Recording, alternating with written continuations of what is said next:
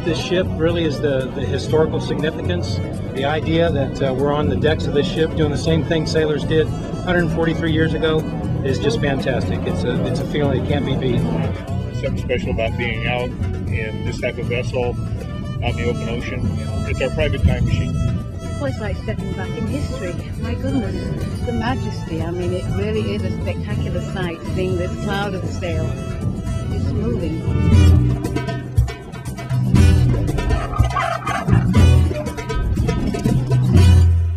Cross the staysail back to starboard. I saw an article in the paper and it just struck my fancy. I had no idea this was going on in San Diego. When I heard about it, I said, yeah, this is something I could do. So I did it. I started here when I was 16.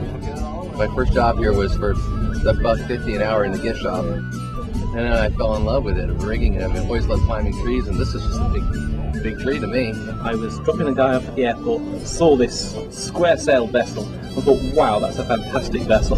There was crew training at the time, so I watched people just hauling ropes, not understanding what they were doing.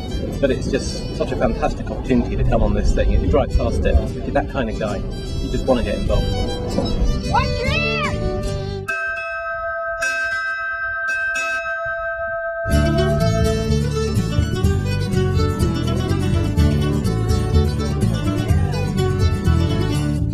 A labor of love for us. For us, this isn't work. This is what we strive to be able to come and do. My friends don't quite understand what exactly I'm doing here. I'll tell them something, oh, well, you know, I climbed out on the Dolphin Striker and was looking back at the figurehead in the ship coming through, and they go, that's nice, I think. I've been doing this since I was 7 years old, actually. My first sail was in 1996. If you look at something like this, it looks like really old-fashioned, but everything that they're doing, it's actually a lot more technologically advanced than we think. It doesn't get much further than this. Here is a vessel that, with the power of the wind, could circle the globe over 20 times. The fact that a group of 21st century educated people can take out a vessel like this and safely operate her, it's a great compliment to San Diego that this can happen here.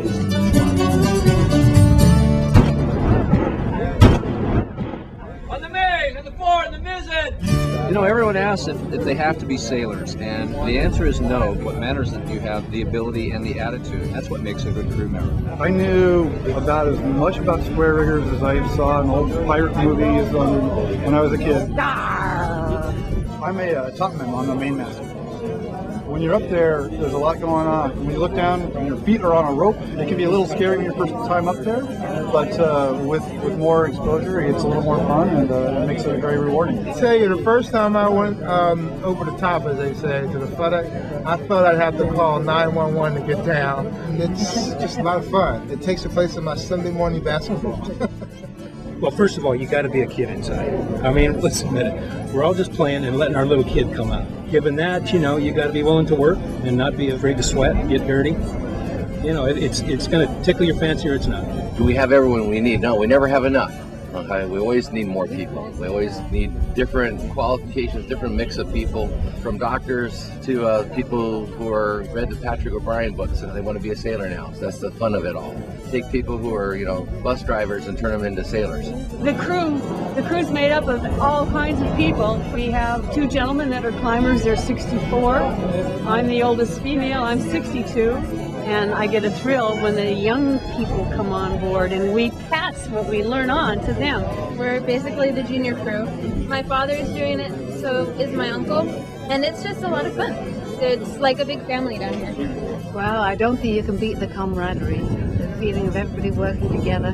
The smallest thing that you do is part of something that's really big, and that helps both keep you humble and give you a sense of pride at the same time. It's the ultimate team experience. Yeah, absolutely.